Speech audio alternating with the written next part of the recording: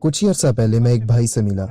وہ میرے پاس آیا. وہ اسلام قبول کرنا چاہتا تھا. یہ مڈ ویسٹ اوہایو تھا. وہ سفید فام آدمی تھا. اس نے اپنی پوری زندگی بارٹینڈر کے طور پر کام کیا تھا. میں نہیں جانتا کہ وہ یوٹیوب پر میری ویڈیوز تک کیسے پہنچا اور پھر اس نے انہیں دیکھنا شروع کر دیا. اس نے عمہ سپارے کی ساری تفسیر سن ڈالی جو کہ کافی پیچیدہ ہے، لیکن اس نے وہ ساری سنی. بار میں بیٹھے ہوئے بس ایئر فونز لگائے اور اپنے دوستوں کے لیے شراب بھرتا رہتا. 6 ماہ گزرے. اس نے اسلام قبول کر لیا خود سے ہی. اس کے گرد کوئی مسلمان نہیں.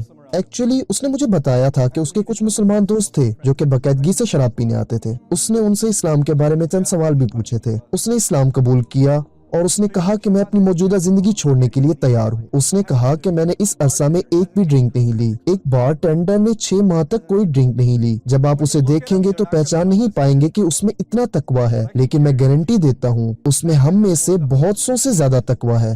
جن حالات سے وہ گزرا اور جس طرح اس نے اپنے آپ کو بچائے رکھا اور فائنلی اس نے سب کچھ چھوڑ دیا بغیر کسی سیونگ کے. اس نے سب کچھ چھوڑ دیا. اس نے کہا میں دوبارہ واپس نہیں جا سکتا. حتیٰ کہ صحابہ کرام رضوان اللہ اجمعین کو شراب کی ممانعت ایک آیت میں نہیں دی گئی تھی. پہلے انہیں بتایا گیا تھا کہ اس کا نقصان اور گناہ فائدے سے بہت زیادہ ہے. پھر انہیں بتایا کہ کم از کم اس وقت شراب نہ پیو جب تم نے نماز پڑھنی ہو. پھر 1 سال کے بعد کہا گیا کہ شراب کو بالکل ترک کر دو. اللہ نے صرف پہلی مرتبہ ہی اسے ترک کرنے کا حکم نہیں دیا، اور یہ آدمی جیسے ہی اسے اسلام کے بارے میں معلوم ہوا اس نے شراب ترک کر دی. سبحان اللہ، یہ تقویٰ ہے.